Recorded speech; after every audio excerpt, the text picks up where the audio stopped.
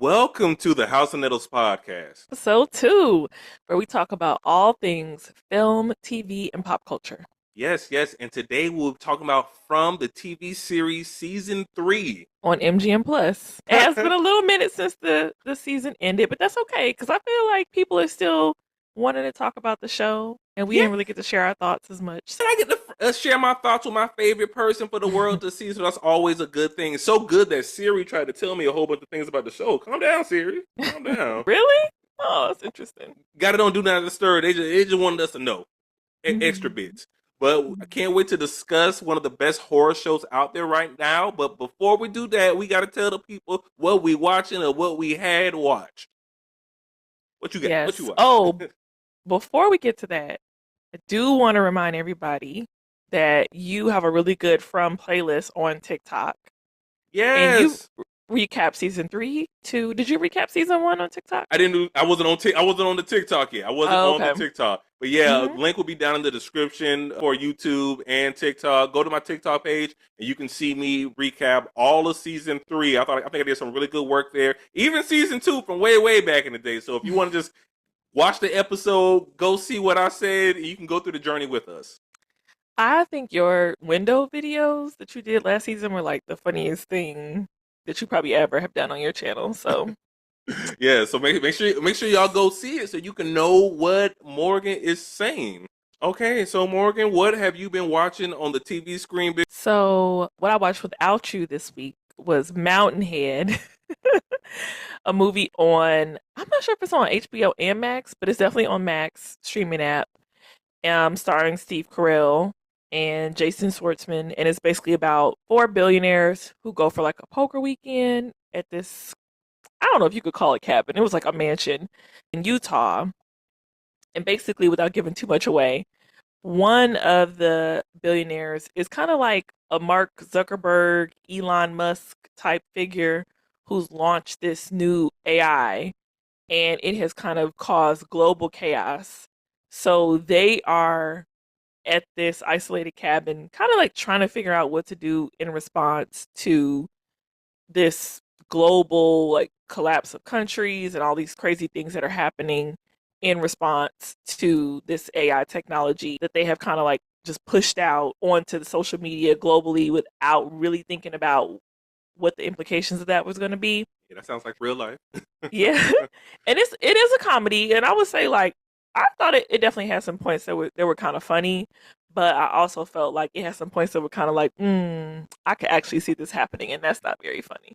But I would say I would give it like a soft recommend. Like if you kind of like Steve Carell and you kind of like that type of humor, like if you like Succession, you would like this. But if you don't like watching rich people, then you might not enjoy it. Now, do you think it's worth the 2 hours sitting on your couch, make some popcorn or eating dinner, and watch it on a Thursday night? If you're working, like if you are doing homework or you work from home and you just need something to kind of put on in the background, I would say watch it and then just like pay attention in the scenes where it gets good and just kind of like if you miss something, if you go to the bathroom or whatever, you don't gotta pause it. That's probably the best way I would describe it is you don't gotta pause it. That's what we do in our household. Like if we're not watching something or we're watching something and one of us doesn't like it and the other one is like, you don't have to pause it. That's how we know it's not a good movie. It's not a good TV show. Yeah, we So keeping it that's what I moving. would say. I would say watch it, but don't pause it. Okay, all right. I can respect the take. I can respect the take. Yeah. Um, What about you? it's something that we watched together, and I did a little video about it on TikTok. But it was Predator's Killer of Killers, an animated film, a new film within the Predator lore. We get a lot of callbacks to previous Predator films, especially Prey and Predator 2. So if you Mm. enjoy those, I say definitely give this a shot. You get 3 short stories, all accumulating at the end to one gigantic story with all of them meshing together. And if you want to see Predator fight a Viking queen, Predator fight a samurai, Predator fight a World War II pilot, it's a good film. Yeah. Definitely worth the watch. Crack your beer open. You're gonna have a good time. What was your favorite part without spoiling it? With no spoilers, probably one of my favorite stories and arcs would be our Viking queen herself. Mm-hmm. Yeah, I think that one had a very good story with a conclusion. I was like, okay, that makes sense for the character. Yeah, I think she definitely had like The strongest story arc for sure. Vengeance, a story about how to let go vengeance. Mm-hmm. So give it a try, y'all. I'm trying to think anything else we watch. I don't know. We watched so much of like everything, but it also kind of like, oh, did we talk about adults last week? Yeah, we can talk about it again because Okay. we just finished the season. Now they Mm-hmm. dropped all. I think it's premiering on television as a week by week basis. But if you go onto the cool streaming websites, they drop all the episodes, so you can watch the Mm-hmm. whole season. Good adult comedy, seeing how those Yeah. Gen Z. It was like a positive Gen Z take. That's what Yeah. I like to see. Cause they be making these Gen Z kids seem so dreary and oh woe is me. It's like they lighthearted. I liked it. And I also felt like it was definitely some stuff in there that millennials can relate to. Like, I feel like if you ever had a group of friends and you all were like maybe a little bit too enmeshed, a little too attached, you would like this show. And I think it has a lot of themes that like we can all still relate to, kind of like not really feeling like an adult or dealing with health insurance and stuff like that. It's a really good show just to have something on like while you're eating dinner or if you're hanging out with friends. Probably something good to watch like, well, maybe not on a plane You can because walk. you don't know who you're sitting by. I'm about to say I say watch it on the plane. You gonna be all right. You gonna have a good time. Uh, Yeah. Definitely. I hope they get a season two. You never know a streaming show, but I Yeah. hope they get season two and that they're able to get more episodes so they can just expand upon all the cool things you learned about the Hmm. characters. I'm here for the fun journey. Yeah, for sure. I agree. Now we're going to talk a little bit about From the TV series season 3. I always feel like I have to add TV series because you type in From on Google, Yeah. you All ain't gonna type get of stuff. Yeah. nothing. But Okay. So where we left off, way, way back in 2023, the end of season two, Boyd kind of ended the season on a high. So he was able to rescue Randall and Julie and Marielle from kind of like that spell with the ballerina box, smash the box. And so we kind of ended the season on a high. Like Fatima and Ellis got married. It was a lot of good stuff happening. And then I feel like at the beginning of season three, it just all everything goes wrong. So when we start off, the weather is changing. So seems like we're getting winter, which according to Victor, the local historian, has never happened before. Or at least not while he was there. And there's a food shortage. It seems like the town is really in a sense of like disarray, distress. Like I feel like morale is pretty low. So even though we've rescued people, I think people are still really kind of like almost at their breaking point when we start season three. yes, I completely agree with you. I feel like out of all the seasons, this is the one where it feels like we have lost. They probably don't know how we're going to win, and I feel truly this is the moment where even Boyd is like, who's the sheriff of the town, who's been the one trying to tell everyone, "Hey, I'm going to do everything I can to get you out of here." After seeing Hmm. what he saw, that's going to break a person. And he's hurt too because he got that shotgun shell in the shoulder as well at the end of season two. So at the beginning of season three, he's also nursing that injury too. Yes. So guys, if you haven't seen season 3 of From, spoilers for the season, Yeah, but we're we're gonna be spoiling. we're gonna be talking everything about it. Hmm. So what were if you can remember, what were your predictions going into season three about maybe like what the whole from bill was and all this? Leaving season 2, I thought this was probably an elaborate dream from Victor. I thought he was somehow his mind manifested the town Wow. at the time. There was something there before, but once all the other citizens or the people that were trapped, and since he was the only one, he kind of rewrote some of the things that were going on. Oh, okay. I see what you mean. Okay. Yeah, yeah. So there was something there, but then hey, he's there because especially for what we seems like we learned from season 3, there are different sections of other settlements within the town that they haven't explored yet, which I don't blame them for not exploring. I don't think I would go around with crazy underground monsters that try to kill Yeah. you at night. Yeah, I would agree. And it seems like the more you push, it pushes back. So there's almost like a balance that Mm. it wants you to strike of just exist, but don't push too much to try to get out. Yeah, and especially for those who are just listening, never saw From in their life. Essentially, there is a group of people that are trapped in a random town. There's no way out. When you try to drive out of the town, you just end up back where you started. So it's like one big loop, like a closed loop of a story. So randomly, see a tree in the road, you turn around, all of a sudden you are stuck. Mm-hmm. And you're like, okay, what could be worse? Well, at night there are monsters coming out from nowhere, which we learned they're living underground, and they just kill people. They kill people they see. But luckily for us, Boyd, our local sheriff, found these talismans when he got there. And if you're hanging up in your house, you are protected. So I'm protected. I don't know about you, Morgan. I'm protected over Wow. here. That's how you gonna do me. I ain't do you know what. So knowing Yeah. all that, we are trying to survive the from place, the fromville, and Boyd and everyone's kind of going on their own adventures to try to make this happen. Mm-hmm. I would agree. I think going into season 3, I don't think I really had a theory for what I thought was going on. I think I'm one of those fans that I like to just kind of go along for the ride. And it was actually really refreshing to not kind of be able to predict the show. Like that's probably one of my favorite things about it is you really can't predict what's going to happen next. At least not with everything. Like we can sometimes predict like okay, that person might be dead meat or whatever. But I feel like it's one of those shows where you just have to buckle up and let it take you where it's going to take you. So I don't think I went into it with too many expectations last season. And especially if you ever go on the From Reddit, you'll be so confused. You'll have one theory and then you'll read somebody's post and you'll come out with a whole another idea. But I did like that idea about it. The town being different based on whoever's there when it like resets. I thought that Yeah, was a cool theory.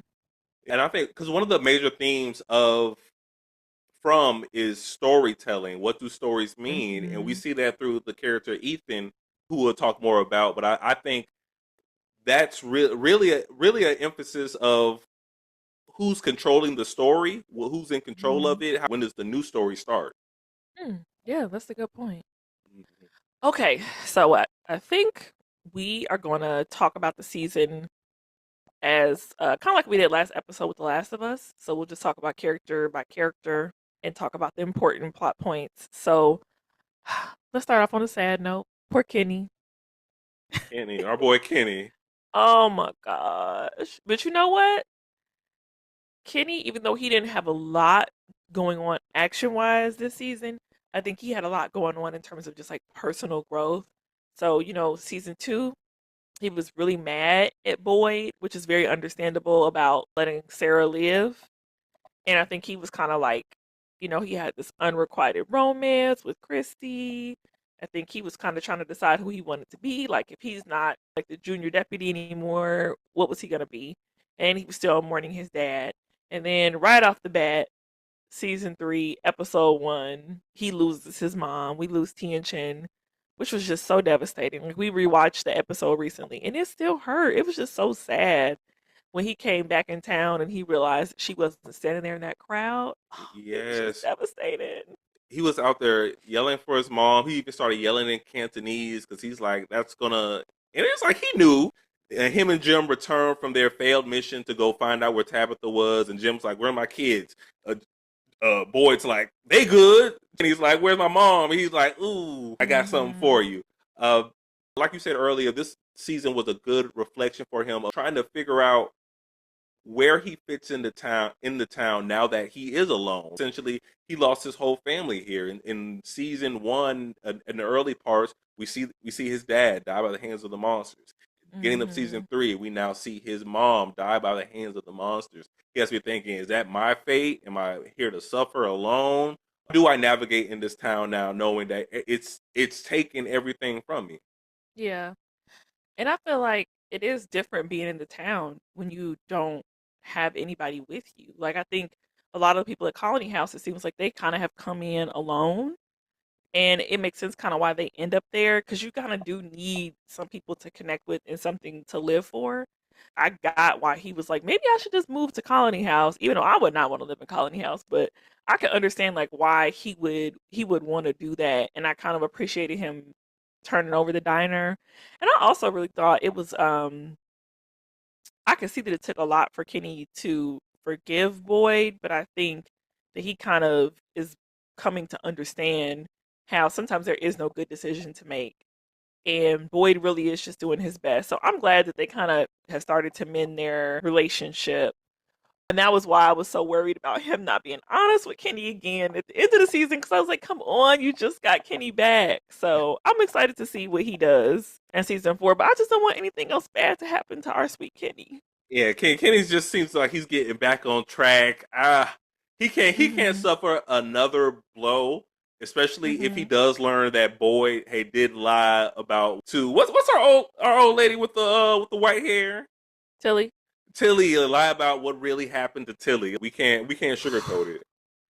Yes, we'll get there for sure. Yes, So poor Kenny. or And Kenny. then, Well, I guess we have another character who is not as liked as Kenny, and that is Randall, aka yeah. Busboy, is what I call him on TikTok. Oh yeah, I forgot you called him Busboy. Randall for me this season, I think I'm coming around to him. I definitely thought he was dead meat, and I can imagine how he felt getting left behind. But on the other hand, I feel like yeah, you got left behind because you kidnapped somebody last season. You kidnapped Donna. You were an agitator from the beginning. You pulled a gun on people. I totally get why Randall doesn't maybe feel as important. If anybody was going to get left behind, it would be him. So I kind of understand why that kind of added a little fuel to the fire. But I also have a lot of sympathy for him because he's still hearing the bugs this season, which would drive me crazy. Like, could you imagine, you know how it is when a gnat or a fly goes past your ear, just hearing that constantly? That's all you hear in certain. So you by yourself, and all you hear are these bugs swarming you. Yeah, but I think Randall reacted in a way like he's trying to get control in a situation where he doesn't really have a lot of control. And I think he also kind of realized that he made a bad choice because being on that bus, like he says, you those things talk to you all night. You can hear them, you can see them. It's good strategically because he has a lot of information about their routines and their habits. But you can tell it's really getting to him to like not have anybody in the town and to be by himself. Yes, no, nobody supports Randall. Nobody's on Randall's side, and like you said, I this is all Randall's fault. It's because of how he acted when he got here. I understand you're trying to solve a mystery, but when you are the agitator, when you are the one that is causing the conflict, you're the one that's making it harder for everyone else to exist in this crazy, Mm. cruel world. People are not gonna Mhm. like you. You kidnapped Donna. You Yeah. caused unnecessary strife. You had people outside having to fight the monsters again, and then you end up shaking with the bugs in you. That's your fault. He And red pilled Jim. yeah, he red pilled Jim. whole arc about how you convince Jim we got to be men. But Mhm. in terms of season 3, I do give him his kudos for helping to save Ethan Mhm. and what's Ethan's sister name? Julie. And Julie. I knew that. Bobhead, as you call her. Bob had Julie. You seen the end of season 3, But Bob had Julie and Sarah. He did save all those, so he did put some risk at his life, and He's brave. he's brave, and he was out there trying to help save Tabitha and Mhm. Officer Acosta and the two EMTs and Jim when they were stuck outside, and Sheriff Boyd. So I give them that. But at the end of the day, I can't. I don't blame Boyd for making the decision to leave him out there. There was no other choice. Uh, and we're talking about when the paramedics had came into the town.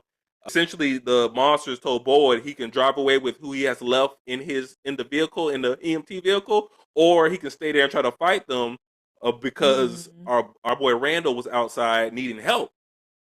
He Yeah, and we. he. Oh, go ahead. I just say, and he made the right decision. They can't beat Mhm. 8 different monsters out there by themselves. Yeah, and we did just like Boyd just saw his close friend get ripped apart by the monsters. I know he didn't want to see that again. And if anybody was going to have a chance to make it, it was Randall. Like Randall can take care of himself. I like that we kind of humanized him a little bit this season. Like we saw him kind of start to bond with Mariel and Christy. We saw him kind of start to bond with Julie a little bit. So I hope that next season he kind of like can start to figure out where he belongs. But I think his storyline and Acosta's storyline are basically a perfect example as to like why you need a town representative to greet people when they come in. Like they make it through their first night in town.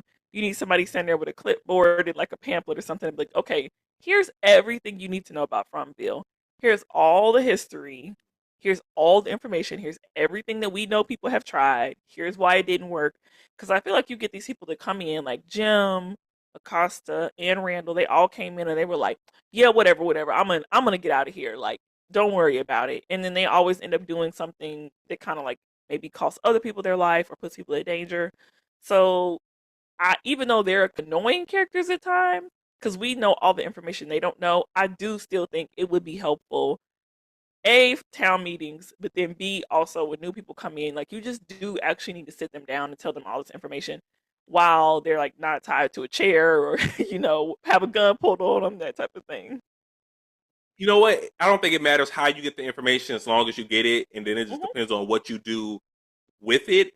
In terms of Randall, I don't think it would have helped, and even Officer Hmm. Acosta, I don't think it would have helped. I think those are people who are just hell bent on thinking their way is the way to solve the problem, Hmm. and just not good team players. Yeah. It takes something tragic to help kind of get them out of their spell of realizing like, oh, I guess I was wrong, but Yeah. yeah, what it takes to convince them might be a little too much. You got to see it though, because like, I mean, me and you, if we were in that situation, I would believe them automatically. But I can understand why somebody would be like, okay, but I'm gonna try. I just have to see it for myself. And then when you do see it, you're like, oh, okay, yeah, maybe they're not tripping. And then I think you still have to accept the fact that you're stuck in this place. And I feel like for Randall and Acosta, I think this season he has kind of really accepting that he can't get out of this place on his own and his skills are not going to get him out. Like being big and strong and bad and violent are not going to get him out. Acosta is not there yet. She has not accepted that she's not going to be able to figure out her way out of this situation on her own. And I think she feels like the problem is Boyd and she wants to take his job. That's what I think. I think she's big, big, big trouble next season. But she's not going to be successful either because she's so pig-headed. She doesn't understand and she doesn't really want to understand. Like she's so mad. She's like that coworker. You've been at this job for like 2 years and this new person, you're like, okay, this is how things go here at this job. This is how we do things. And they want to come in with all these new ideas and they don't want to hear and they mess up and everything like that. That's Acosta. And I think she's gonna mess up big time. Like I don't blame her for the gunshot that everybody else was upset about. But I do think that next season is gonna be rough for her. Yeah, I don't blame her for that either. I think she made a decision. She didn't even know what a monster was when she Yeah. was trying to take it out. You don't know where other people are. You're just trying to, you're trying to survive in the middle of the night. Mhm. Mhm. I guess, I guess other people who are trying to survive still are some of the characters like Victor and Sarah. They kind of teamed up for this season. We got to see them. We got to see Sarah help Victor, who was trying to discover what the doll Jasper really said to him. As we saw in the previous season, Victor remembered that the ventriloquist doll was owned by another person who used to be in the town named Christopher. The doll was talking to Christopher. So for like most of the season, we're like, okay, what did Jasper say? What did this ventriloquist doll say to this man? Mhm. And we got to see how Victor was trying to relive those moments using Sarah to help him because in his words Sarah is the scariest person in town. She is. She is, and if you go to my playlist on TikTok you can see me actually interview the actress that plays Sarah, so yay me. Yeah, it was a great interview. Yes, so go do that. But Mhm. it's just seeing him come to the realization that his memories were faulty the whole Mhm. time in remembering what Jasper said, because we find out that it was never Jasper who was talking to Christopher. It Mhm. was the boy in white the whole time. Mhm. And I that opened up so much to me about how do we understand what Victor is remembering. Is everything he remembering correct? What has he told us in the past that we can probably put on some different glasses and see things from a different perspective? Especially Yeah. because he told us that Christopher was the one involved in the massacre of everyone in town when he was a small child when he first got there.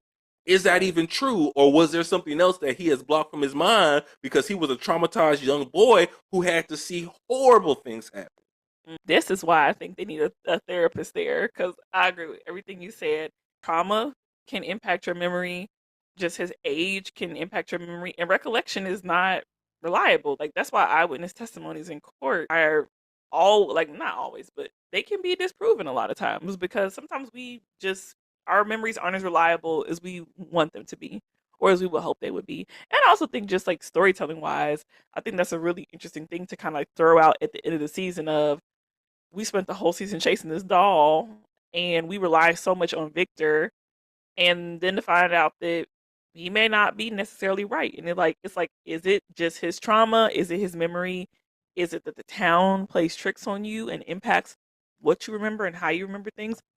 Who knows? But I think that reveal kind of saved the season for Victor, for me, because I wasn't really super into the whole storyline with him like running around and looking for the doll. I think I really liked the him reconnecting with his dad, and I really appreciated that they confirmed that his sister is dead, because I know a lot of the theories were that Tabitha was his sister, and oh, you don't Now, think so? I don't think they confirmed that his sister was dead. They confirmed his mother was dead.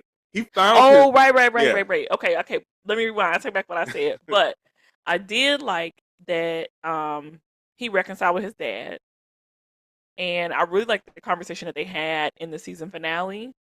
I thought that was really nice. And he said, it was my job to protect you and da da da da da. And I think Sarah's storyline for me also kind of like got saved in the last episode too, when she put the screws to Elgin.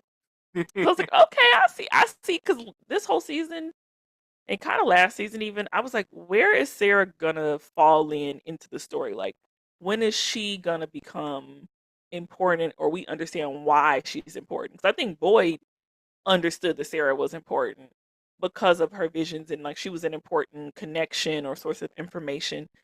So I feel like for me as an audience member, I was like, oh, we seen a different side of Sarah. Like, this is really interesting. So the finale saved both of their storylines for me.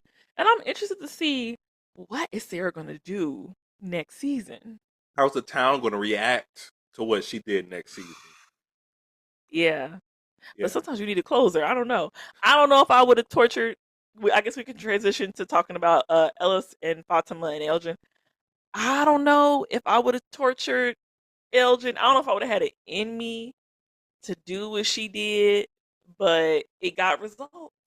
Yeah. In relation to what Elgin did and how Sarah was able to kind of really save Fatima. Uh, they had to tie up Elgin. My man had let the monsters take over his mind. He said, "I'm doing everything I can to help them because in what I'm doing, it's gonna get everyone out of town." Elgin thought he was gonna save everyone based on the lady in the kimono dress, and that sounds like a good sentiment. He truly believed it, but he didn't understand how the monsters mess with your mind. And I don't know if that's a fault of the town and the people not communicating with each other. Sorry, communicating with each other, how everyone can understand, hey, how this place is messing with us. And I don't know if that wasn't communicated with him or he just wasn't receiving what they were saying. Like, hey, this place is messing with people's mind. This place is not good. It's going to mess with you. It's going to show you things that aren't real. I think that this season we really saw, like, I think the fans were talking about it just amongst ourselves, but I think this season really showed that you're not going to get out alone. And I think every time characters try to figure things out by themselves, they fail, because it's like, well, this person has an important piece of information over here, this person has important information over here, and we have to kind of work together to put all these puzzle pieces together. And I think had Elgin told somebody what he was thinking or what he was experiencing, things probably didn't have to go the way that they went. But it was like almost appealing to his desire to be a hero. Like, it almost understands certain things about everybody. He wanted to be the hero, so he kind of kept the whole thing to himself. And then it ended up really costing him a lot. Like, it hurt Fatima. Well, it cost Tilly the most, but it cost Elgin his eye and his hand, and it cost everybody in town. And I think that had he gone to anybody and just told them fully like everything that he was experiencing, he would have had a different outcome. And I feel like we saw that over and over again this season with like Fatima hiding her illness with the pregnancy. I think, them covering up Tilly's murder. I think like Jade finally kind of allowing himself to join a team and work with other people. You can't figure all this stuff out by yourself. And I feel like as long as it can isolate you, then the town, like that's when the town can be its most dangerous, when somebody is kind of just off trying to do things by themselves. Yes, because as we see, Ellis went. I mean, not Ellis. Elgin went crazy with the town, and he kidnapped Fatima. Hid her away because she was pregnant. Pregnant with what? We saw some craziness, but throughout the whole season, it's like we know there's something wrong with Fatima's pregnancy. They keep hitting us over the head. Something isn't right. Something isn't right. We see her eating rot. It goes from rotten food to now she's Oh, drinking human blood. And I know I know there's a real world medical condition that causes people who are going through, mm-hmm. different hormonal changes to just eat Mm-hmm. something that satisfies an itch in their mind. But we're in a crazy place where there are monsters underground that come out at night to kill us. We need to look into this a little more. Yeah, and she knew something was wrong. So I think it was. I knew from season 2 when Donna found out that she was pregnant. Donna was like, "Oh, we can't question miracles." I'm like, "No, no, no. Here we should be questioning everything because that was not a miracle." I mean, it's good that she lived. As far as Fatima and Ellis this season, not my favorite. I struggle with them. I think Ellis kind of really didn't have so much to do just because he was kind of being like the doting husband or whatever. He was trying to protect her. And she was just so horrible to everybody all season. Like she was really just getting on my nerves. Yeah, So I was like, when she lived, I was like, hey, that's why you want Fatima to die. But I guess I wouldn't have been sad either way because I feel like it also would have just given maybe Ellis something more to work with. Like I just thought that was kind of their relationship to me is not my favorite thing on the show. yeah. But she lived and she was a pain in the behind for the whole season, but it Hmm. turns out she was growing a monster in her stomach the whole time. She's a woman that on the outside world they said she couldn't she learned she couldn't get Yeah. pregnant. All of a sudden she was. And I mean, what are the changes going on in your body when there is a internal everlasting living monster growing inside you that you have to give birth to? Like she gave birth to that thing. Hmm. I Yeah. yeah, I think that's going to mess with your mind. And I agree with you. Ellis definitely didn't have anything to do this season. Hmm. Hopefully, they do bring, have him more involved with the story. What I tell you, I didn't enjoy about Ellis was when he disagreed and he was in the town and they were having that whole meeting. Once Oh yeah. Tabitha had gotten back, learned the information. He's like, why are we doing this? Why, like, you're going against boys up there trying to tell everybody, like, hey, let's not rush to conclusions. Let's not go through the trees. Y'all know where Yeah. y'all going to end up. I'm like, hey, don't flip on your daddy like that. Don't flip. Sometimes I feel like I wish Ellis and Fatima were cast a little bit younger because I think if they were like maybe if they read as like 18, 19, 20, then some of their behavior I feel like would make a little bit more sense. Like if they read around the same age as Julie, I think that would make a little bit more sense. But I think now, of course, like as the show has gone on for 3 or 4 years now, and they've just aged, I feel like it's like you're too old to be acting like this. So I don't know, but they were fine. I guess I'm kind of curious to see what they do next season. It seems like Ellis maybe is kind of being geared up to take on a leadership role in Colony House. If he could just make it like one season without getting stabbed or something crazy happening to him. He's a strong guy though. He's a lot like his dad in that way. I do definitely think that Boyd and Ellis working together to cover up that Fatima did kill Tilly because she did. 100%. I do think that that's going to come back to bite them because, yeah, she was pregnant and she was hormonal and she had a lot going on, but she did kill somebody. And Boyd is the leader of the town. And so for you basically like as the mayor of the town, your daughter-in-law killed somebody, and we have to know. To me, at least, I think we should know that there's justice in the town. And I don't necessarily know if that means putting Fatima in the box, but I think when you have Sarah, who you didn't put in the box, she's a murderer. Fatima is a murderer. She does, right now people don't know that, but I'm guessing it's going to come out. I think that if I was a townsperson, that would kind of make me wonder, well, who does get punished then? Like, If favoritism. Yes, yes, and our man that ended up in the wall, he said it best. It seems Woo! like it seems like everyone who's friends with Boyd, they don't get punished like everyone else. They don't seem to face any Dale. His consequences name for was Dale, that. right? Yeah, it was Dale. Hmm. Dale did end up in that wall. That was crazy. Besides the point, it seems like they don't get punished, and everyone else is supposed to follow these rules, but they don't got to follow rules. Yeah, and they Yeah, don't. That's true. yeah. And I do think that now you have another person that's like, there's already agitation with Boyd. There's already dissatisfaction. Like, people are still, they were fighting over food. They were stealing goats. They were stealing stuff out the diner. Like, there is a potential for, I feel like, my season 4 prediction, potentially a coup, you know, potentially unseating. Now, they would be dumb to follow Acosta, but I definitely think she's gonna stir up some drama, and Yeah. she's gonna come for Boyd's seat for sure next season. Hey, people do dumb, crazy things, so we'll see. Somebody who I see as potentially going a little crazy is going to be probably the next character on the list, and that is Donna. I I think she has had it. I'm She worried. is tired. She don't want to do this no more because we Hmm. see how just devastated she was when that young lady did get shot when Officer Acosta was running crazy. She was firing. She was shooting. One of the bullets went through the colony house, injured Hmm. somebody fatally. That hurt Donna. Donna was devastated. Hmm. Then she had to see Dale end up in the wall. Another Ooh. person from the colony house. Somebody, even if she didn't Hmm. like him, even though he got on her nerve. They got on each other's nerves. That's still someone she lived with, someone she trusted, and in real life, her actual husband. That's all. That's Yeah. always a cool fact. And then it's like, and then Tilly died under her watch in the colony Hmm. house.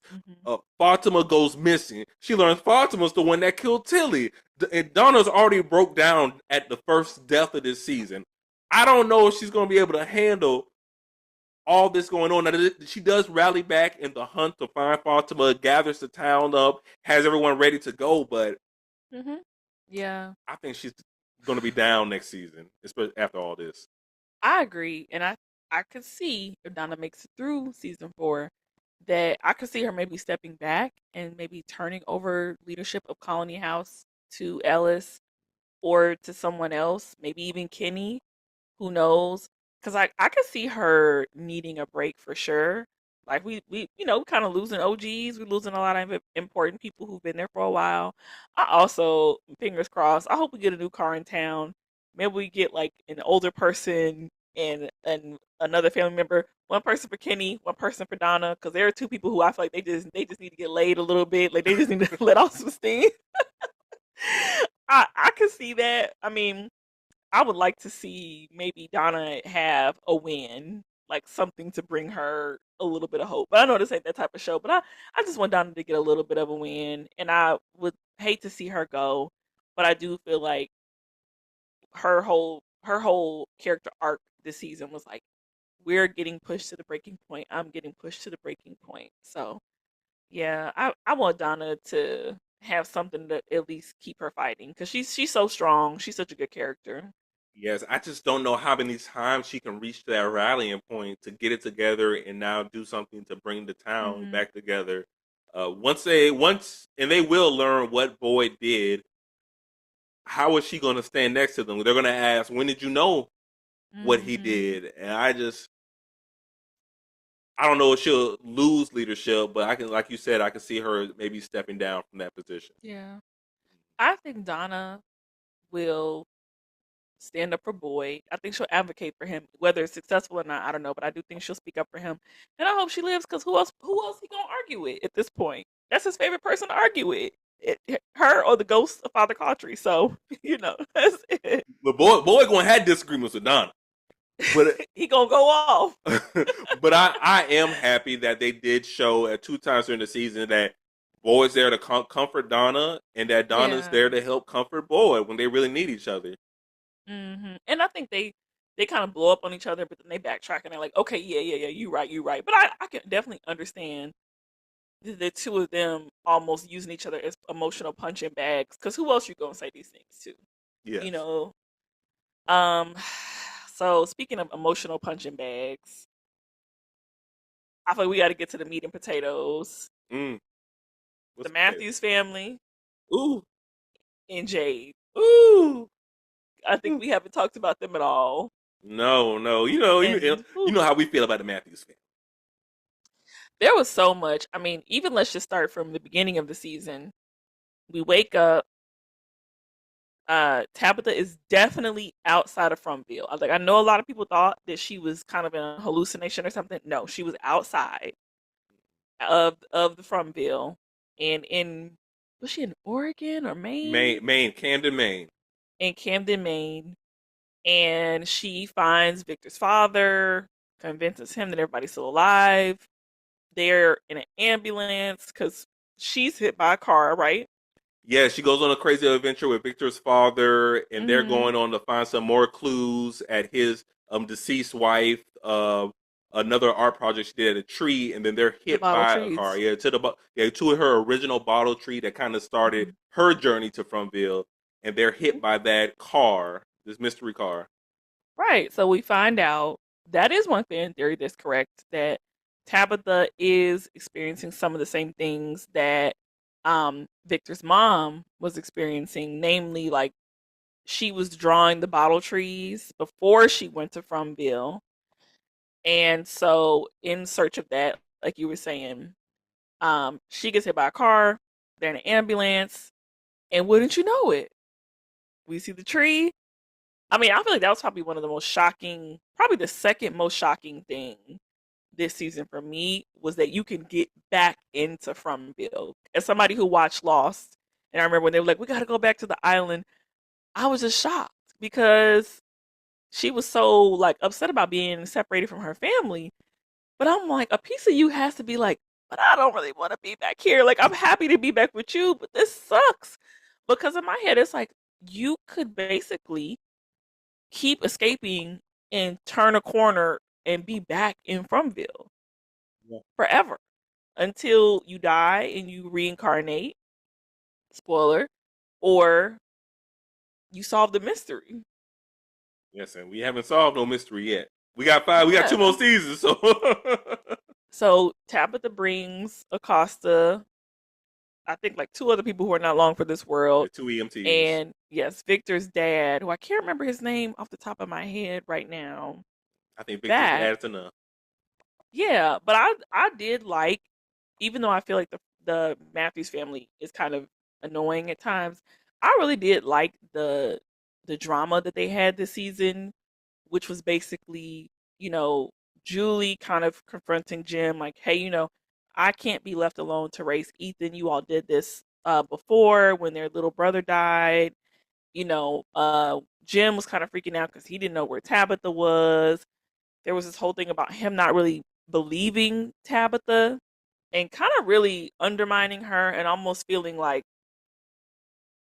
I don't know if I would say the word is jealous, but I think a little resentful that he wasn't the one who was figuring things out and gonna save them and get them out of there. So I think his lack of support was kind of really evident and showed kind of why they were getting divorced in the first place. Yeah, And I so think. I thought, go ahead. Yeah, I definitely think Jim was a logical thinker, and everything he was trying to do was the logical thing to do. But it's hard to do when we're fighting supernatural things. Like what you're saying is completely makes sense, Jim. But this is not a make sense type of town. 100%. And I thought it was interesting to kind of see just like the deterioration of the relationships within their family.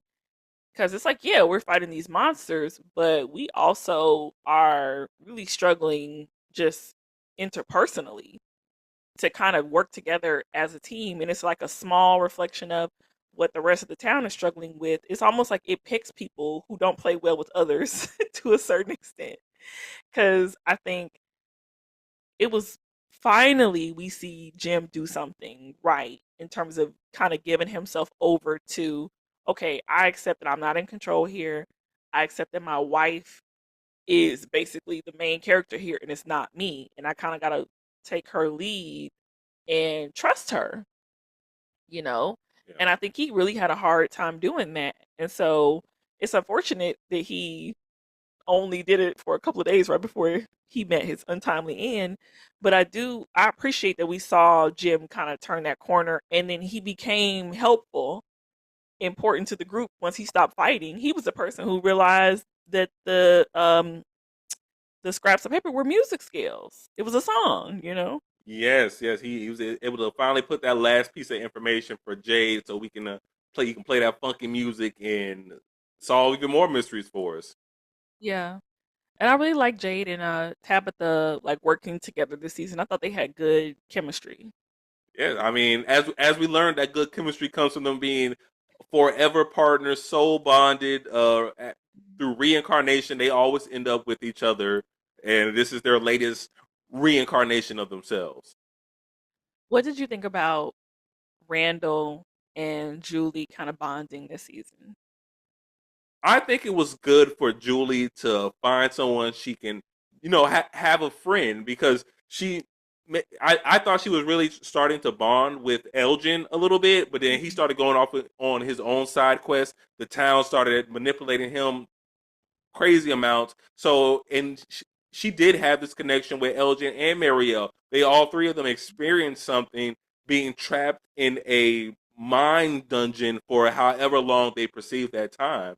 And it'll be cool, well, interesting to understand, did they all perceive the same pain or discomfort as the other person?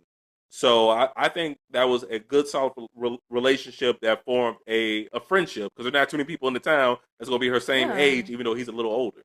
Mhm. Yeah, for sure. And I can see them continuing to bond over that shared experience because it's like I can't. It seems like it's hard to even articulate to other people what it felt like, and it also seems like they're all having their own side effects from it too. Like Julie, kind of, it almost seems like it unlocked her realizing that she could be a story walker. Going back and forth into the past and that type of stuff, and she's trying to figure that out. So I was glad they kind of gave her something to do in the story as well, rather than because I seemed like the first season she was kind of like the bratty teenage daughter, and so I'm glad that in season 3 we see that she's probably going to play a much bigger part in the story. Yes, and they were able to really figure out what to do with Ethan, and him just telling his little kid stories, but then he tells a story about story walkers, someone who can go in the story and go to different parts of the story, but can never change the ending. And what we see from Julie Hmm. throughout the season is that's what she's essentially doing. We see her go to different parts of previous seasons, even though she's not in the same physical room. We can hear certain things, we know they're Hmm. happening, and if we can remember those callbacks, we're like, oh, she's at this scene. This Right. is happening. So we know she's a story walker. And even Hmm. though Ethan tells the audience you can't change the ending, who's to say you can't? Maybe he's wrong. If Victor Well, could she be throws wrong, the rope down, right?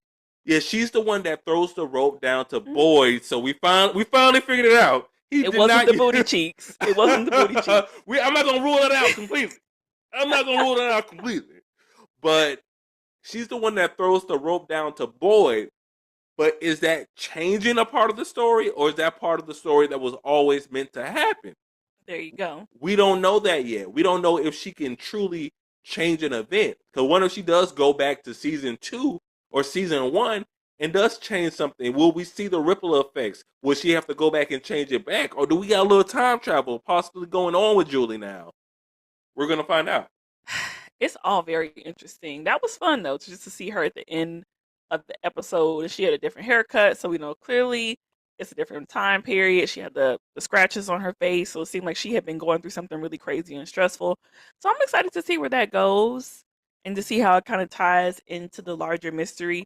I feel like every time we get a little piece of information that confirms that they do have a plan for the show, it makes me happy to see that, like, no, no, no, we know what we're doing. We're not just throwing random stuff out there. Like, you're going to get more answers. And we definitely got a lot of answers in the season 3 finale, including confirmation that Jade is a reincarnation of Christopher, and that Tabitha is a reincarnation of Victor's mother, whose name is what is her name? What had Victor's it? mom.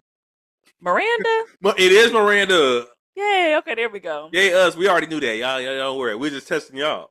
And poor Jimothy. Poor Jimothy. Like, Jim was getting told off all season. He was just taking L at the L. He just gets back on track with his wife. Then you just have to stand there and watch them see these two invisible kids and they understand the language all of a sudden. But I mean, I thought that was so cool that we finally get to see like Jade's madness kind of get a method and all the stuff that Tabitha was kind of running around trying to figure out. Like, even just thinking back to season, I think it was season 2, when Jade, like, he went down into the caves, he saw the symbol. I think it was really good to kind of see them putting themselves out there. It finally got rewarded, even though people were kind of doubting them and kind of making fun of them a little bit. It was good to be like, oh, okay, no. So when you actually do pursue things, you do get answers. And I think that was probably some of my favorite acting this season too, was just kind of watching them actually understand what Nkui meant for the first time, that it was remember. And then you can kind of see, it's a perfect example of like show, don't tell. Like it almost like washed over them. The emotions and everything kind of came flooding back. And then poor Jim, he's just in there. He don't know what's going on. Like they just unlocked this forever bond in their Yeah. mind. They're remembering things of what they did in their past lives. They're connected, and Hmm. Jim's not. He's not. So what did you think about that revelation? Did you like that and like where it's taking the show? Yeah, I liked it because I think it reframes how everyone came to town. Because we know for you to get there, somebody is usually in some type of vehicle, and somebody in that vehicle has to have some connection to that town, some Hmm. reincarnation. It must have been a townsperson who didn't kill the children or subjugate the children's soul to give them for internal life. Not internal life. Is it internal life? Eternal? Eternal. Yeah, I'm saying eternal. There we go. Giving them eternal life. And think Hmm. of the townspeople that probably said no and they lost their lives. We know that is what happened with Tabitha and and I'm about to say Jade and Jade's character. So there must have been other characters, and those are probably the other people that came to town. That whole bus that came to town, we know Elgin has a strong connection. His soul was probably one of the souls that were there back in the day. Hmm. Yeah, so just because you get there doesn't mean you have that soul connection to this place. So I would hate to be in a vehicle with somebody they got this soul connection, and now you stuck there Right. too. It's your Uber driver, and you're like, "What you mean? We're stuck Right, here? exactly. I wasn't And even supposed to be here." right. And I think it's a testament to like the writing and the acting of the show, because I remember people saying like, "Oh, Tabitha and Jade have good chemistry. They work well together. Are they gonna like start working together and kind of box Jim out?" Because they were getting divorced anyway, Yeah. you know.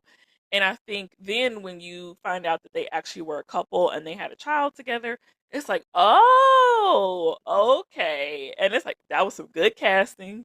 That Yes. was some good writing and good acting on their part, because they fit together. They make sense together, especially because we see her and Jim. Like Jim fights Tabitha at every turn. Like she's constantly asking him, "Trust me, believe me, work with me, come with me." Like, kind of give yourself over to this, and he won't, but Jay will.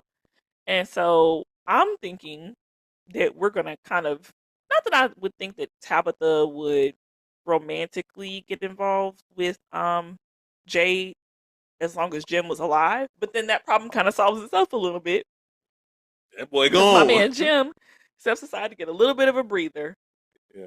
and we You see Julie. Jim fighting the man in yellow. That's a whole nother mystery that we probably talk about at Yeah, another time. yeah. But it's Do you think it's he's dead? Dead, dead. That's it for Jim. I don't know if he's dead. I don't know if we're introducing people can story walk.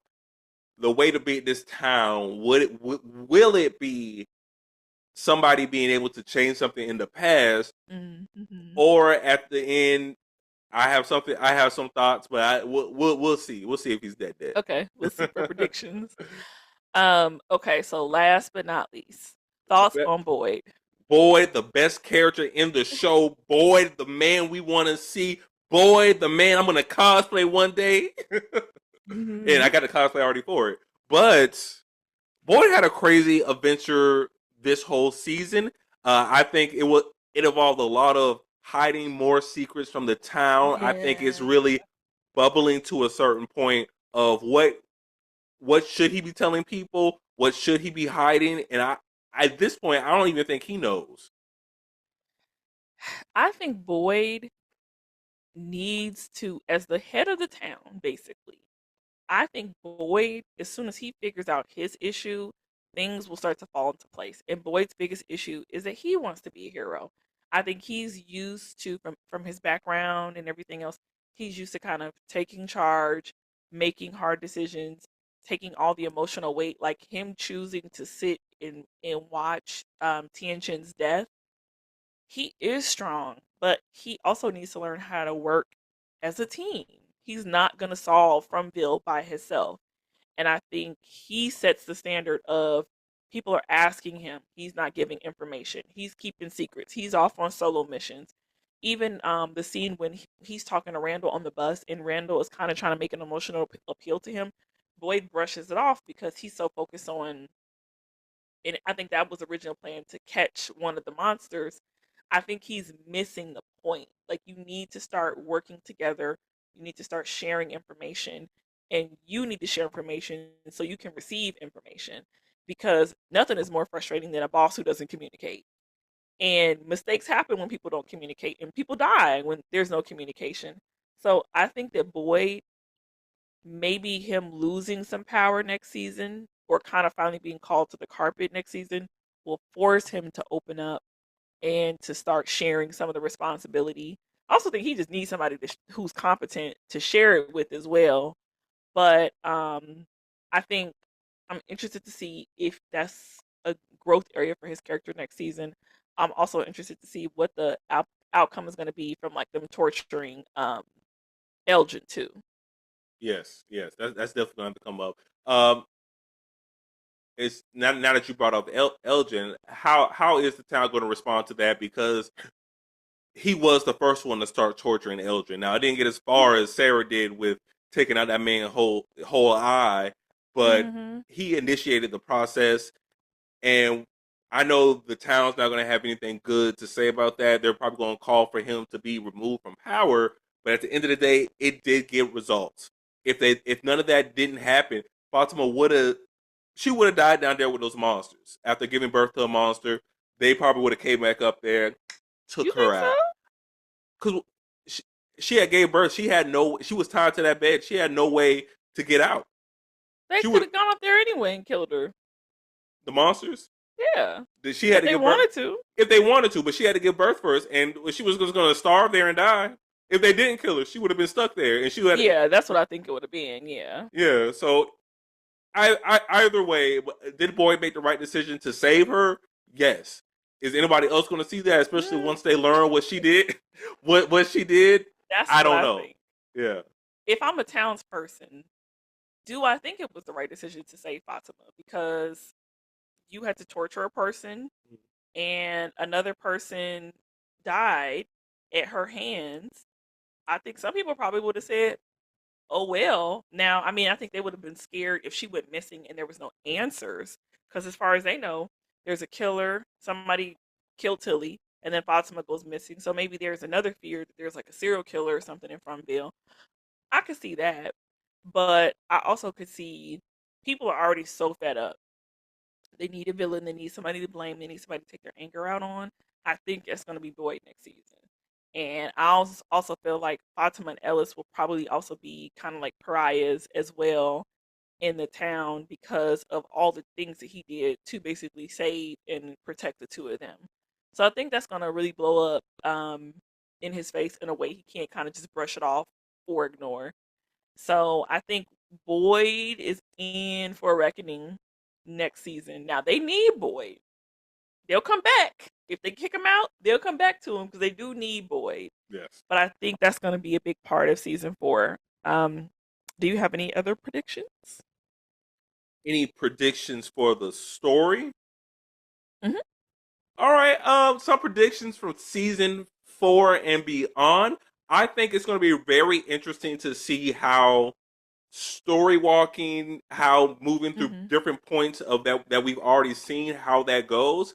I don't even know if we're gonna beat the monsters in destroy Fromville with our main characters we have now, but I can Oh. see a way where at the end of this of all the events that have happened, that when the next people come, maybe things will be a little better. Maybe we know a little more. Maybe our boy Ethan will be the new Victor, and that when they get there, it's not going to be a Oh. complete reset, and he's going to be like, "Hey, here's what we need to do, and get this Wow. thing started again." Bold prediction. Bold predictions. I also think we're going to Hmm. learn more about what happened between Julie, Julie, Julie, Busboy, and Marielle.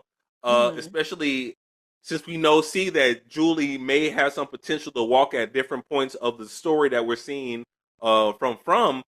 Will Busboy and Marielle have similar abilities? Will they have different abilities? Will they manifest in a different way? I think that's going to be very interesting Yeah, to see. interesting. I like that idea. Hmm. Mm-hmm. I really like that idea. I think that we will see Jim again because I think there's a reason why Ethan had that conversation with her that episode, and we see Julie come to try to fix things. I think she will eventually have more interactions with Jim. Whether they'll work, she'll save him. We don't know, but I think that scene is going to be really important and it's going to come back. Definitely interested to see who the man in yellow is because I know we saw him in some drawings in earlier seasons, so that'll be cool. I want to see where Jade and Tabitha's relationship goes. Um, if it becomes more than platonic, or like as they talk and they have more conversations and they introduce this idea to the rest of the town that some people are reincarnated and how the town responds to that idea. I think that's going to be really interesting. Definitely to see what's going to happen with the faraway trees because it seems like after Dale's death, people are kind of scared of going in there now. But I do think they will come back.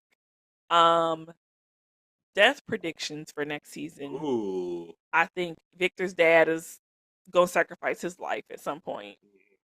Marielle or Christy, one of them needs to go. I think they were just so boring this season. They really had nothing to do.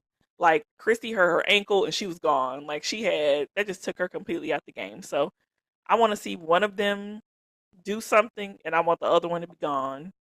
And who else I think is gonna bite it this season? Possibly Donna, and I think that's it. I think those are my three. For me, I have it either being, and it's going to be between these two, Kenny or Ellis. One of them are going to bite Ooh. the big one. I know we keep seeing Ellis get hurt. He might get hurt one more time, too many. And also Kenny, I think they are almost playing the same role as someone who Mm. can take over a leadership role in this town. And I think seeing one of them bite the dust is will be the thing that really divides this town, and it'll cause a power vacuum because if Boyd is finally being kicked out, maybe he's away. Maybe something also happened. I think Donna might not be too long for this world. Maybe something happens to her, and if Kenny and Ellis kind of take control, then one of them dies. Officer Acosta is going to be right there to say, "I'm here to save you. I Yeah. am the law." So Oh, I think she's definitely gonna get somebody killed this season. I think she's Yeah, I think I can see her definitely getting somebody killed. She's gonna be the cause of probably the next incident after she takes over some form of leadership. For sure. I would 100% agree with that. And I'm just looking forward to learning more. I'm really glad that I know a lot of people said they felt like we weren't getting any information, and I think we were getting a lot of information. I think we just had a bunch of puzzle pieces, and we just couldn't figure out how to start putting the puzzle together. And I think now we have a lot more pieces, and we kind of have some kind of starting to form the picture.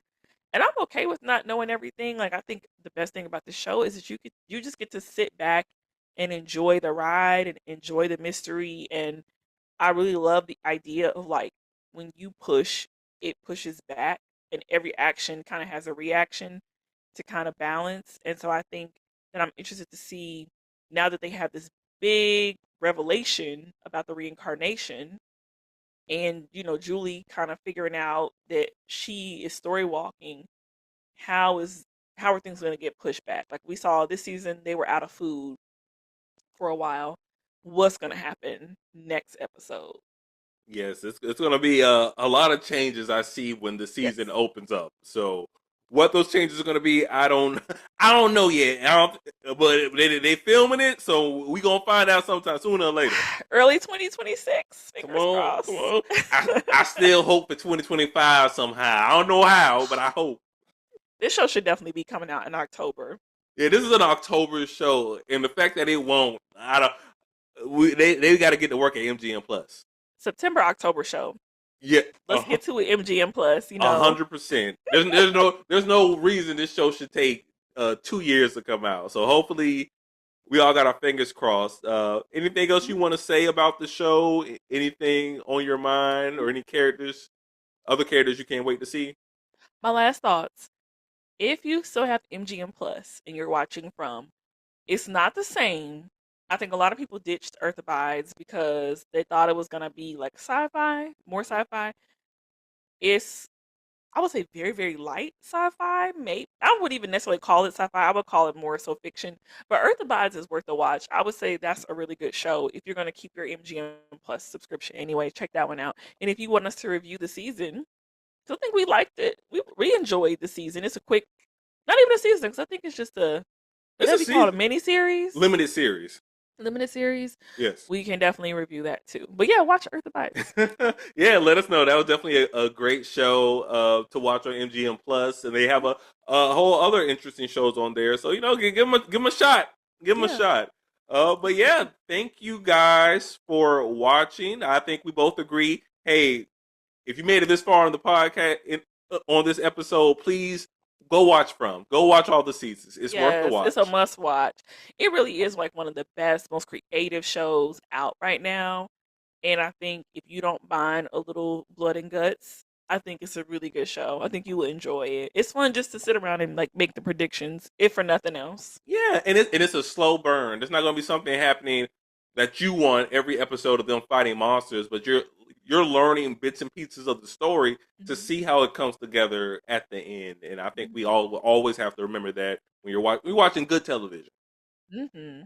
Yes, yes. So again, I want to say thank y'all for coming and listening to House of Nettles. Yay to you. Um, make sure, if you haven't already, wherever you are, like this video, like the podcast episode, like the channel of whatever your service is you're watching or listening to this on, and make sure you follow Yes. us at all those cool places, including on TikTok, on YouTube, on Blue Sky, and wherever else you see House of Nettles. Just Yes. find the link at the bottom. Please do. Comment your thoughts on this season of From, your predictions, so we can go back next season and see who was right and who was wrong I for was right. after season 4. Audience predictions too. And if there's anything you want us to review for the podcast. Yes, yes. So, hey, it was good having y'all here. We'll see you next time.